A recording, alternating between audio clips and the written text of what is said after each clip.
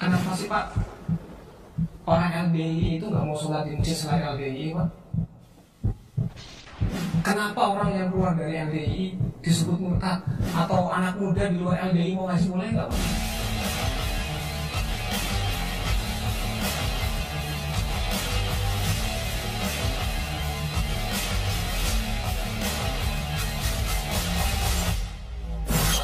Baik, assalamualaikum warahmatullahi wabarakatuh. Kembali lagi bersama saya Awal Ponlov dalam Ponlov Podcast. Dan kali ini saya kedatangan bintang tamu yang sudah tidak asing lagi. Beliau masuk dalam daftar pemenang nominasi orang yang paling inspiratif menurut Awal Ponlov. Ini dia, Pak Haji Edi Sugandar. Assalamualaikum Pak. Waalaikumsalam. Gimana kabarnya Mas Awal? Alhamdulillah. Pak Edi gimana, sehat? Alhamdulillah sehat, lancar dan semua sesuai rencana. Kita udah beberapa dekade kita nggak ngobrol. Udah lama. Biasanya saya kalau sama Pak Edi ngobrol itu bisa turah-turah waktunya kurang waktunya karena banyak hal yang bisa kita bahas. Cuma nih saya karena ini momennya spesial terus di depan kamera, jadi nanti mohon maaf kalau ada grogi saya. Gimana sekarang kegiatan apa aja nih Pak? Sibuk banget kayaknya. Kegiatan sekarang ini sebetulnya masih sama ya dengan yang sebelumnya, dalam artian sebelum Musda LDI Kota Bandung kemarin ya. Namun justru setelah Musda ini agak sedikit tapi melandai. Kita kan kemarin itu sudah mempersiapkan Musda yang ke-8 ya di Kota Bandung, begitu sibuknya, begitu padatnya, sehingga kadang-kadang rutinitas itu terlupakan, seperti olahraga itu kadang kita terlupakan ya. Kemudian Emang rajin olahraga Pak biasanya? Rajin sih enggak ya, kalau seminggu sekali mungkin itu bukan rajin ya. Seminggu sekali ini itu minimal gitu. Tapi ya. rutin lah ya. Rutin. Nah, dengan adanya persiapan Musda kemarin itu seringkali terlewati karena harus mempersiapkan Musda, sehingga Sabtu dan Minggu itu tetap kita banyak melakukan rapat atau musyawarah gitu ya. Nah, demi mempersiapkan Musda sebaik-baiknya. Musda sudah selesai, alhamdulillah berjalan lancar, dan saya kembali dipercaya mendapatkan amanat untuk menjadi ketua DPD LDI Kota Bandung. Nah, setelah itu memang kegiatan agak melandai gitu ya. Nah, jadi bisa kembali lagi menjalankan rutinitas seperti olahraga dan yang lainnya. Oke, berarti gini Pak ya. Kenapa Bapak bilang setelah Musda itu melandai? Berarti Musda ini puncaknya lebih pada sebetulnya Pak? Musda itu bisa dikatakan itu pesta demokrasi juga ya, pesta demokrasi warga LDI, karena mereka tentunya menginginkan sosok ketua DPD yang bisa menyalurkan aspirasi mereka gitu ya. Sosok ketua DPD LDI itu juga bisa mewakili LDI Kota Bandung. Nah, inilah sebagai representasi LDI Kota Bandung, itu kan yang dilakukan seperti itu. Nah, memang dalam hal ini dari 26 PC saya mendapatkan dukungan sekitar dari 18 PC itu memenangkan saya gitu kan.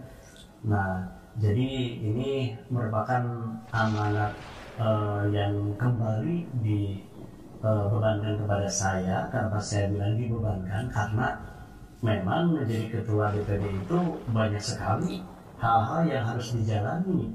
Bagaimana caranya kita konsolidasi dengan sesama pengurus DPD, bagaimana kita juga konsolidasi dengan PC dan PAC, belum lagi kita juga memperhatikan program-program dari DPP, dari DPW, serta lingkungan strategis yang lainnya, minimal setingkat kota. Itu yang harus saya pikirkan. Tapi menurut saya udah bilang ke istri saya Pak Edi itu orangnya jago ngopi.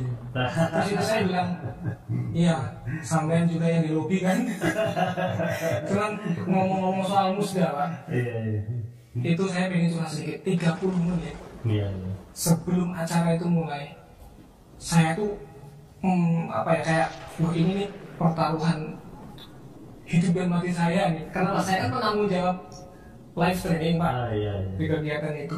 Nah 30 menit sebelum acara ini dimulai, komputer ini Pak ngehang, dihidupkan berkali-kali nggak hidup. Iya. Proses untuk membetulkan itu, membenarkan itu sampai setengah jam sendiri.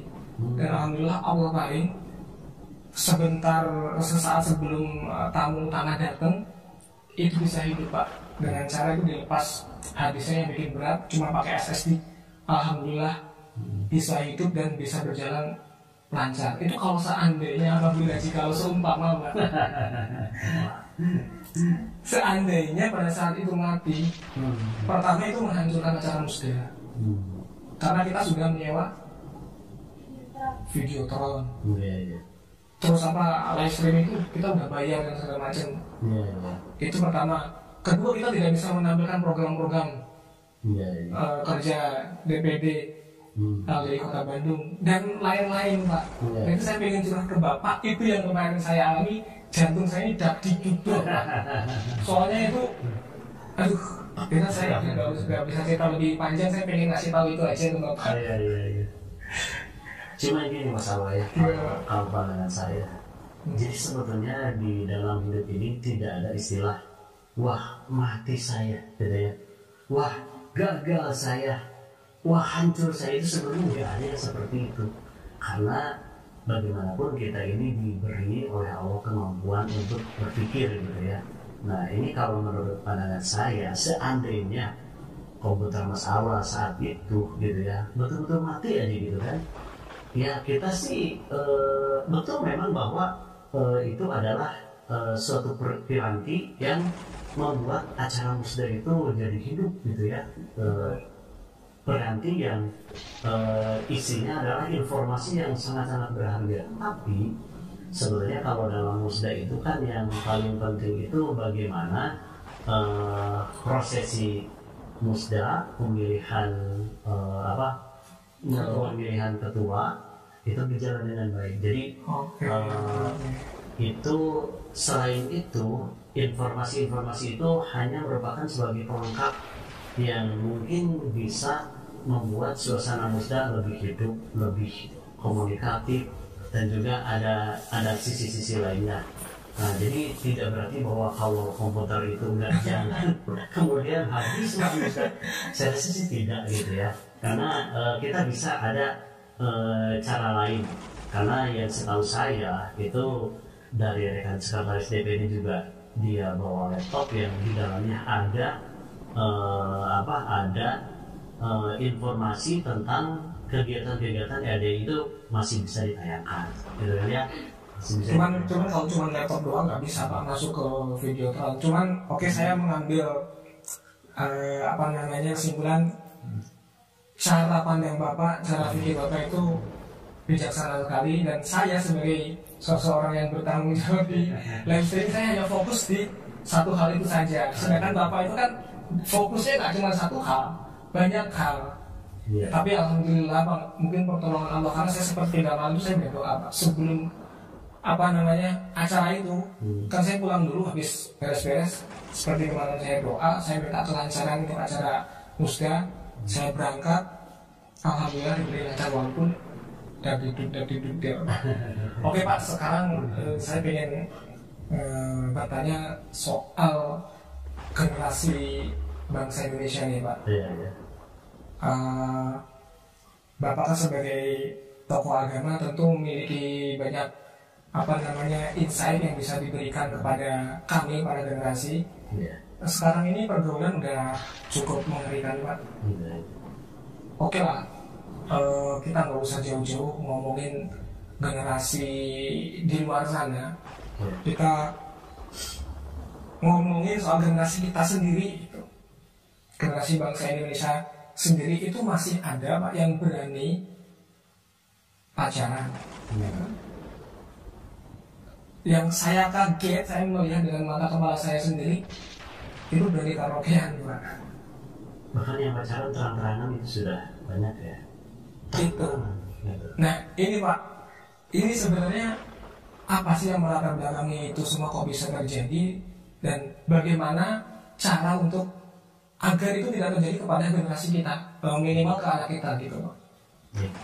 Nah sebenarnya fenomena itu ini sudah menjadi suatu keniscayaan yang namanya kita sekarang ini kan ada di akhir zaman, penghujung zaman gitu ya. Dan setelah hadis Rasulullah SAW bersabda bahwa la yati alaikum amun illa walladhi ba'dahu syarrun minhu. Nah itu sebagai penjelasan kenapa sekarang terjadi fenomena generasi muda itu lebih berani untuk melakukan pelanggaran gitu ya. Karena memang di zaman akhir seperti kita ini memang keadaan akan semakin rusak ini rusak secara akhlak budi pekerti ya. Jadi kita jangan hanya melihat bahwa kemajuan teknologi berarti zaman ini sekarang makin maju, makin baik. Tidak, sebetulnya kalau hanya melihat dari sisi teknologi ya mungkin ya makin canggih, tapi justru dengan kecanggihan itu dampaknya itu mendegradasi moral. Anak-anak kita itu semakin berani melakukan pelanggaran-pelanggaran, terutama pelanggaran antara laki-laki dan perempuan gitu ya, belum lagi pelanggaran yang lain. Nah jadi penjelasannya kenapa seperti itu kan memang itu sudah menjadi dalil bahwa zaman ini sudah semakin rusak, pelanggaran tentunya akan semakin jelas. Jadi kalau zaman saya dulu waktu sekolah ya tahun 90, antara laki-laki dan perempuan itu melakukan pelanggaran itu masih malu-malu. Jadi pelanggaran yang menurut kami saat itu bisa dibilang fatal ya, itu hanya dengan bertelepon seorang laki-laki dengan perempuan, bertelepon yang mungkin nggak mesra-mesra banget ya kalau zaman dulu itu kan. Hanya mungkin bilang I love you lewat telepon itu sudah menjadi pelanggaran yang serius waktu itu, pelanggaran yang serius. Nah terus kemudian makin rusak, apalagi dengan adanya gadget, adanya handphone, kemudian kemajuan teknologi internet, itu orang itu makin mudah mengakses seseorang gitu ya yang dia inginkan. Nah tambah lagi sekarang ini dengan banyaknya media sosial, dengan makin banyaknya jenis media sosial yang bisa diakses, itu makin memperparah lagi. Ada di Instagram gitu kan, adanya WhatsApp dan lain-lain lah. Itu membuat orang melanggar itu tidak harus dia keluar rumah dengan dia berjalan atau pakai kendaraan, dia sendiri capek, nggak harus seperti itu. Sekarang ini tinggal menggerakkan jarinya sudah bisa orang berbuat pelanggaran. Nah itu makanya yang dikatakan zaman lebih rusak itu dengan effort yang kecil orang bisa melanggar jauh lebih besar gitu. Nah, betul Pak. Ini yang lebih ekstrim lagi ya. Ini fakta yang saya melihat. Jadi ada generasi kita, dari generasi bangsa Indonesia ini Pak, yang dia itu secara logika nggak mungkin dia melakukan itu karena kesehariannya mengaji, memakai jilbab dan lain segala macam. Ternyata pada faktanya dia itu di satu media sosial, saya nggak sebut secara spesifik, dia itu berani upload foto, mohon maaf, hanya memakai bikini. Itu yang pertama. Yang kedua perempuan. Kalau lagi pakai bikini mah yang menarik ya. Menarik. Itu yang pertama itu. Yang kedua, ya ini nggak tahu ini gimmick atau enggak ya. Cuma ketika dia sudah berani memposting dalam story mengatakan bahwa saya sedang ngamar bareng dengan seseorang di suatu hotel. Itu kan suatu kemerosotan yang secara saya lihat kasat mata ya jelas itu salah gitu kan. Faktanya seperti itu. Ya.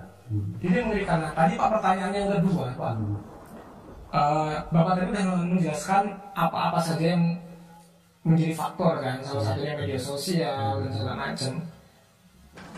Coba Pak, bisa nggak dikatakan lebih spesifik lagi yang bisa membuat generasi bangsa ini terpeleset ke situ, kemudian ada nggak sih Pak kiat-kiat agar generasi kita ini jauh dari perbuatan seperti itu? Oke. Nah ini tambahan lagi dari saya ya, kenapa sekarang ini kok pelanggaran makin marak dan makin berani? Karena begini, kalau zaman dulu pada saat tidak ada media sosial, orang itu cara melanggarnya apa? Pacaran berdua gitu ya, nyepi gitu kan.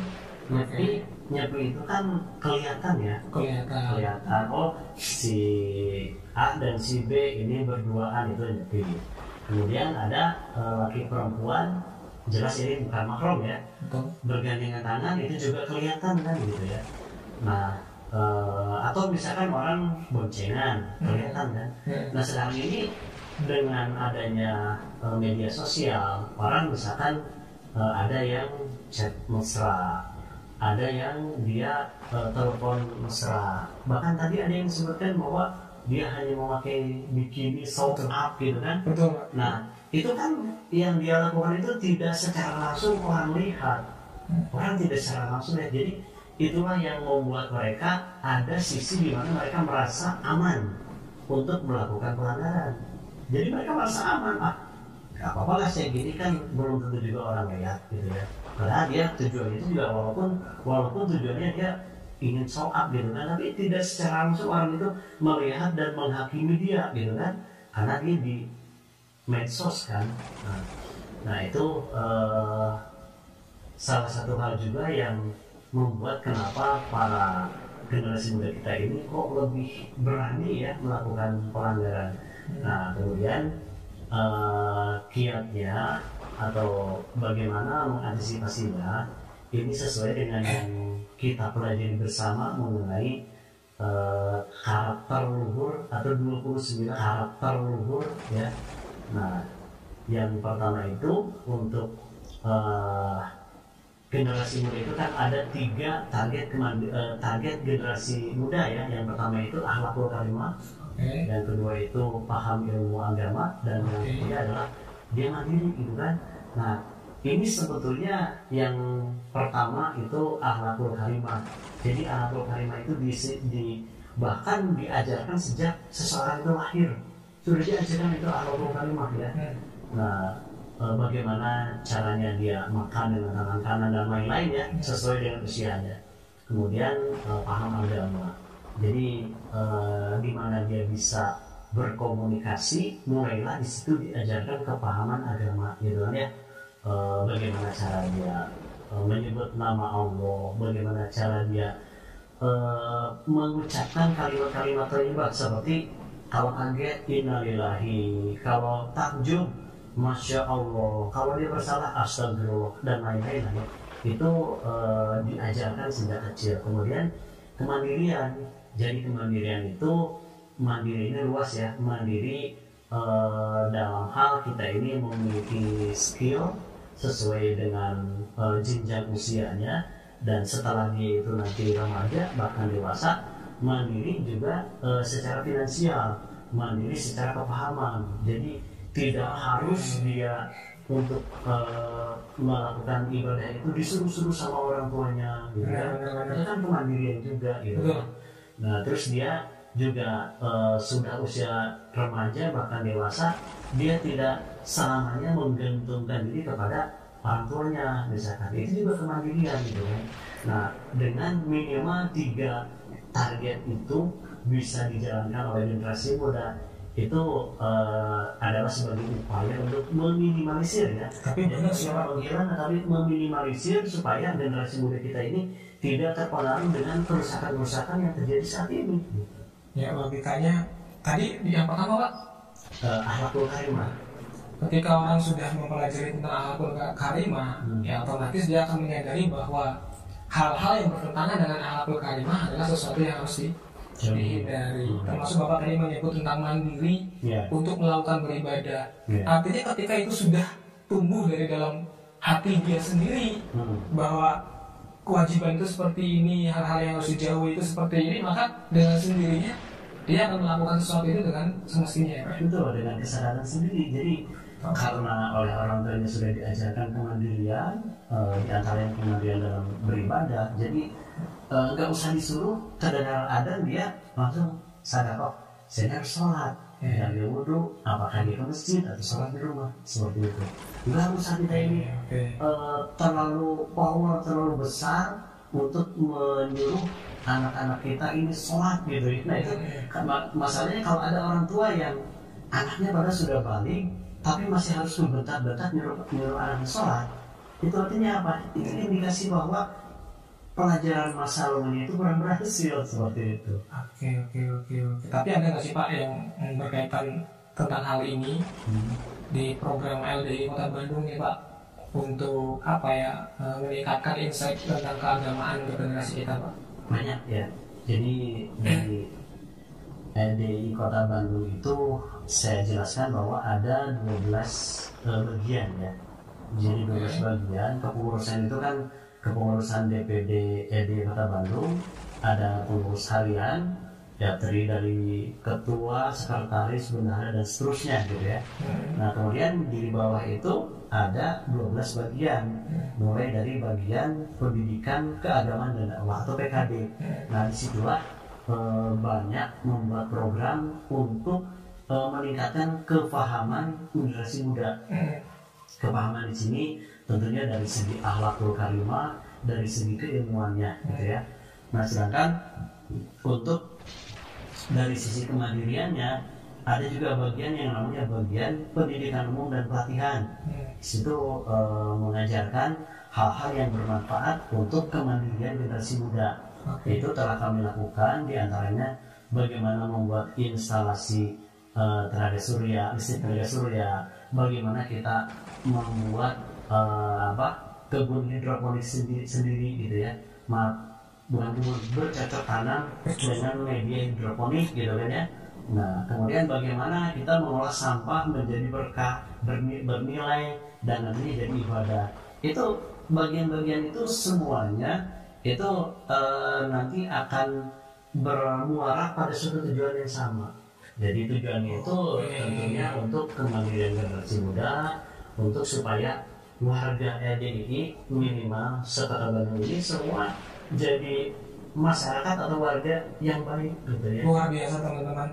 Jadi program ini benar-benar apa ya, memberikan insight yang banyak buat anak muda. Nah, ini anak-anak muda nih jangan pada males Pak ya.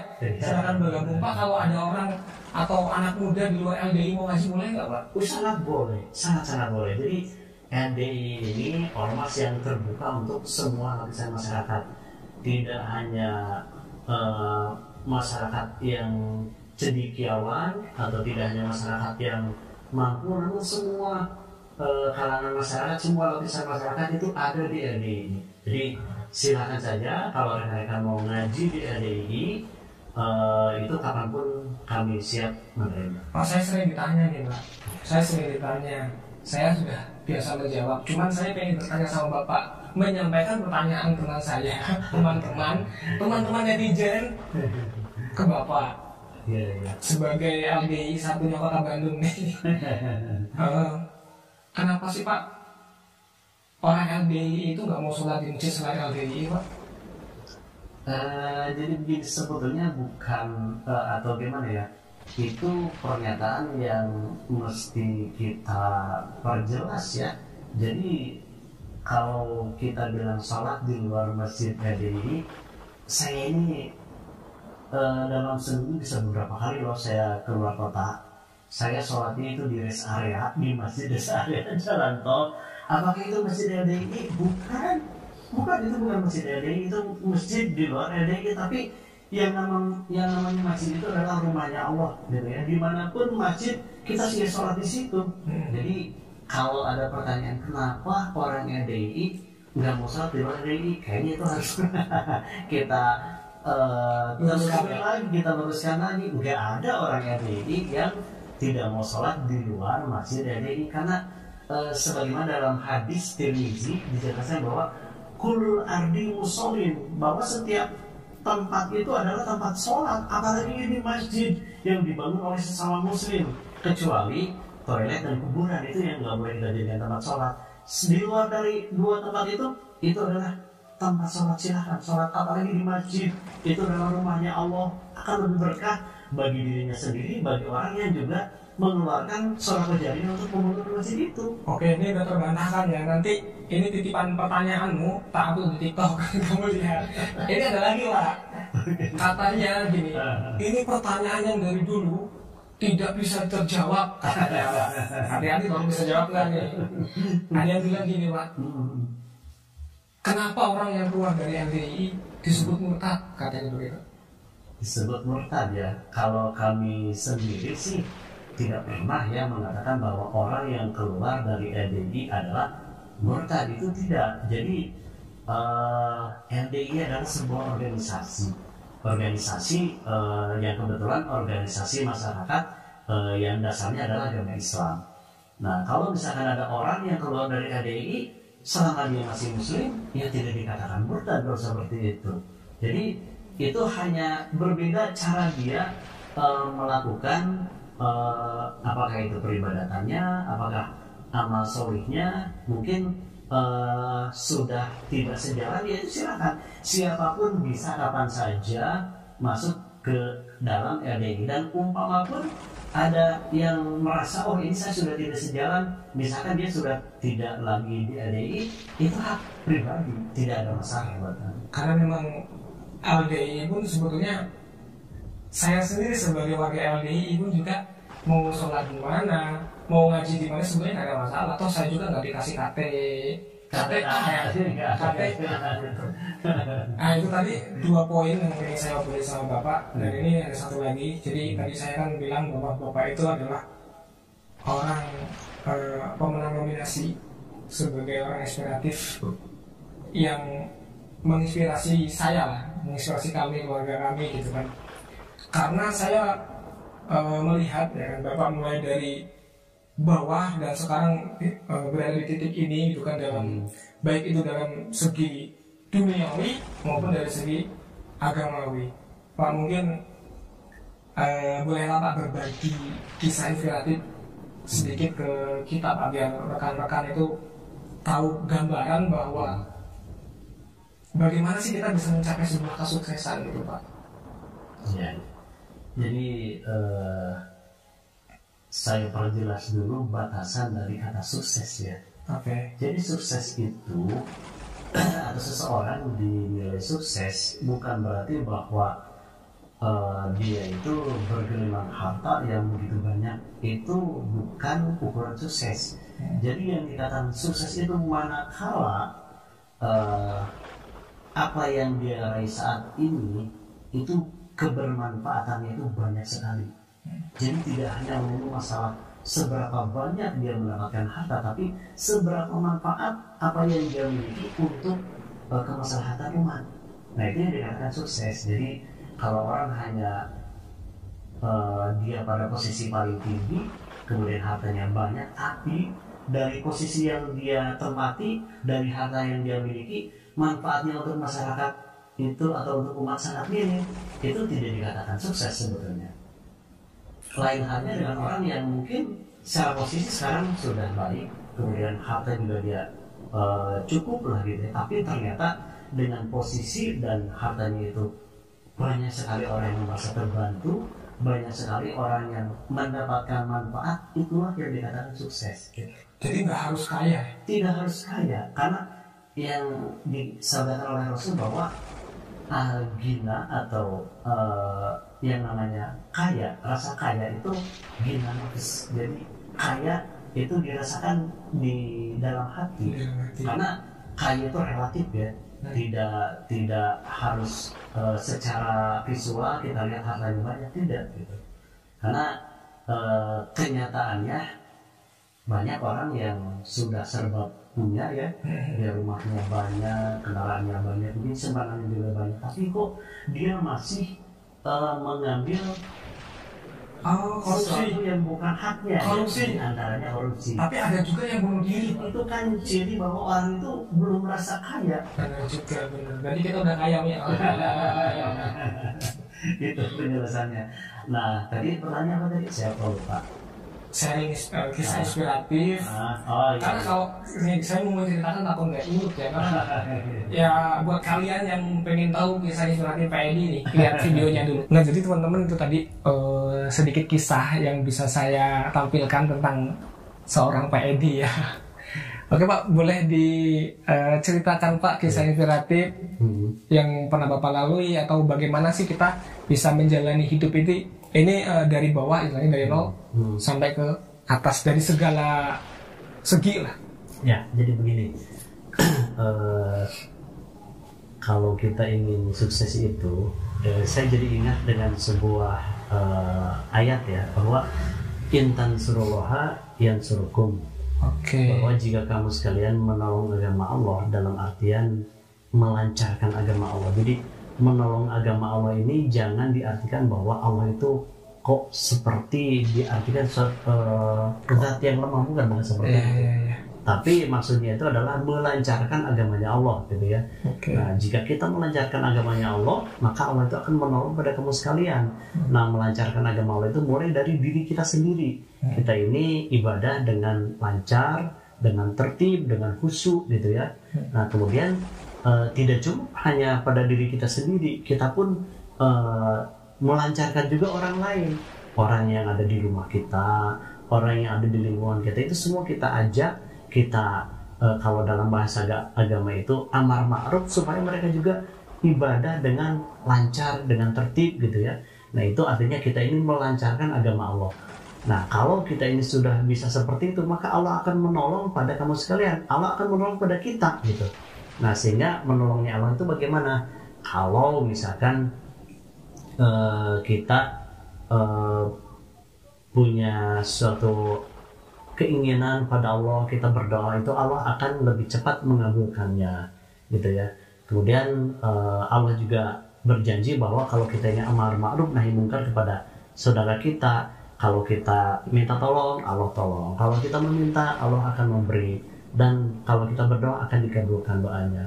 Kemudian ada lagi dalam hadis lain menjelaskan bahwa ya ibni Adam tafarrag li ibadati amla sadraka gina wasida faqroka. Jadi wahai anak Adam, menyempat-nyempatkanlah kalian ibadah padaku, pada Allah, gitu ya. Nah, kalau kalian bisa seperti itu, maka kami, Allah akan menutupi hati kalian dengan rasa kaya, gitu. Dengan rasa kaya. Rasa kaya ini jangan diartikan bahwa hartanya itu banyak, bukan seperti itu, tapi kok kita merasa apa yang kita miliki ini kita merasa sudah cukup, gitu. Kita tidak iri melihat orang lain yang mungkin secara materi lebih dari kita, gitu ya. Betul. Dan kita selalu bersyukur pada orang yang mungkin keadaannya di bawah kita, gitu kan. Nah, amla sodroka gina wa asuda fakroka, dan Allah akan menutup kefakiran pada kamu sekalian. Nah, jadi secara materi penjelasannya seperti itu. Kemudian sisi lain, bahwa kalau kita ini dalam kita meniti karir, di saat yang bersamaan kita juga melancarkan agama Allah, maka Allah itu akan lebih mempermudah pada urusan-urusan kita. Jadi dalam hadis lain dijelaskan bahwa kok masalah dunia itu sepertinya terasanya kecil bagi kita itu, manakala kita ini mengepulkan diri dalam urusan ibadah kepada Allah. Jadi kalau kita tarik kesimpulan bahwa kalau ingin jadi sukses, maka utamakanlah kita ini ibadah kepada Allah. Seperti itu. Luar biasa. Cuman maksudnya, meskipun kita mengutamakan ibadah kepada Allah, ya tetap cari uang lah ya. Ya itu kan. Nah itu terbungkus dalam prinsip LDII, bahwa LDII ini punya prinsip profesional religius. Profesional yang dapat, religiusnya yang jalan, gitu. Itu yang harus kita tekankan. Karena ada orang Pak yang berpikiran bahwa namanya membela agama Allah ya sudah, tinggalkan anak istri, terus berjalan kemana, dakwah, menyebarkan agama Islam, begitu Pak. Padahal profesional juga perlu ya. Profesional perlu. Jadi makanya dijelaskan dalam Quran itu, wala takunu kalan alan nas, dan kamu tuh jangan menjadi beban atau gantungan untuk manusia. Kamu tuh jangan bergantung pada orang lain. Kita harus punya prinsip kemandirian itu tadi. Saya jadi ingat ada hadis Nabi yang meskipun dia dengan mencari kayu bakar untuk menghidupi kehidupan dia tetap lakukan itu. Berarti itu termasuk mencontohi bahwa apapun pekerjaan kita selagi itu halal ya kerjakan gitu Pak. Iya, betul. Jadi dulu saja Nabi Daud ya. Nabi Daud itu bukan seorang CEO ya, bukan ya Nabi Daud itu. Dan Nabi Daud itu bukan sebagai seorang wirausahawan atau kontraktor, bukan. Nabi Daud itu hanya seorang yang mencari kayu bakar, kemudian dia jual untuk dirinya dan keluarganya. Hanya itu saja. Nah, di mata Allah itu yang seperti itu sudah termasuk kemandirian gitu ya. Nah, kita pun harus mencontoh, apalagi dengan zaman sekarang ini keadaan makin berkembang gitu ya. Tentunya kita bisa mencari cara kemandirian yang lain, banyak macamnya ya, supaya dengan kemandirian inilah kita bisa menegakkan agama kita gitu. Oke Pak, sebetulnya ini udah mau masuk sesi terakhir. Cuman saya sebelum masuk ke sesi terakhir itu nanti pesan buat generasi muda. Saya pengen bertanya nih ke Bapak, Pak, apa sih pesan atau salah satu pesan dari Nabi Muhammad yang paling Bapak ingat dan paling Bapak simpan dalam hati Bapak? Kalau pesan sih banyak ya sebenarnya. Soalnya hadisnya tebal ya. Pesan banyak, tergantung pesannya dalam hal apa. Karena pesan Nabi itu banyak. Cuman kalau dalam hal kita ini berinteraksi dengan orang gitu ya, dan untuk diri kita sendiri, itu Nabi pernah berpesan bahwa yang pertama itu wardo bima qasamallahu laka takun adnanas. Jadi engkau supaya menerima dengan apa yang Allah beri padamu, maka kamu akan menjadi paling kayanya orang di antara manusia, gitu kan? Nah, kemudian Nabi berpesan bahwa itakil maharima takun abadanas. Kamu supaya menjauhi keharuman, maka kamu akan menjadi orang yang ahli ibadahnya di antara semua manusia. Kemudian kamu supaya berbuat baik pada tetangga, kamu jadi seorang muslim yang baik. Dan sebetulnya banyaknya pesannya, cuman diantaranya seperti itu. Itu adalah pesan untuk diri kita sendiri dan kaitannya dengan kemasyarakatan. Pesannya seperti itu. Oke, baik Pak, sekarang masuk ke sesi terakhir Pak. Oke. Tolong berikan pesan khusus buat generasi muda kita Pak. Baik, buat adik-adik generasi muda yang tentunya sangat saya banggakan, yang sangat saya harapkan untuk melanjutkan perjuangan agama ini, dan tentunya rekan-rekan pemuda-pemudi adalah yang saya harapkan juga untuk melanjutkan keberlangsungan bangsa ini dengan cara yang sangat-sangat baik gitu ya. Nah, ini ada sebuah pesan dari seorang perawi hadis ya, pesannya seperti ini, bahwa hancurnya agama itu ada di tangan para pemuda. Nah, kalau pemuda ini ternyata tidak menjalankan estafet kepemimpinan dengan baik, kalau pemuda ini tidak dia memaham-mahamkan diri dalam agama dengan sebaik-baiknya, maka agama Islam ini tidak akan lama akan hancur gitu ya, akan hancur. Nah, ini yang harus kita jaga. Justru tanah air kita, mungkin juga dunia kita yang sekarang ini kita bumi yang sekarang ini kita huni, itu oleh Allah masih diberikan berkah, oleh Allah masih diberikan keamanan, kita bisa ibadah dengan aman, dengan lancar. Itu karena adanya orang-orang yang menetapi sunnah, orang-orang yang menetapi pedoman Quran dan hadis dengan sebaik-baiknya. Nah, kalau misalkan hal itu ditinggalkan, maka itu merupakan tanda-tanda bahwa bumi kita ini tidak akan lama lagi hancur atau berakhir. Nah, maka di sini saya memberikan pesan bahwa supaya rekan muda beri itu dari sekarang cobalah meningkatkan diri, memaham-mahamkan diri dalam agama, kemudian kita juga jadilah pribadi yang mandiri, kita juga supaya mempunyai profesionalisme gitu ya. Nah supaya kita ini di dalam urusan agama juga bisa sebaik-baiknya, kemudian dalam urusan dunia juga, urusan karir atau studi itu kita juga bisa raih semaksimal mungkin. Nah jadi rekan-rekan muda-mudi jangan merasa kalau kita ini menjadi remaja masjid itu khawatir atau takut dianggap sebagai pemuda atau pemudi yang kuno, ketinggalan zaman. Jangan punya perasaan seperti itu. Justru kita ini harus punya sudut pandang yang positif bahwa kita ini masih muda, sudah bisa melancarkan diri ibadah. Kita ini masih muda, memakmurkan masjid dan lain-lain gitu ya.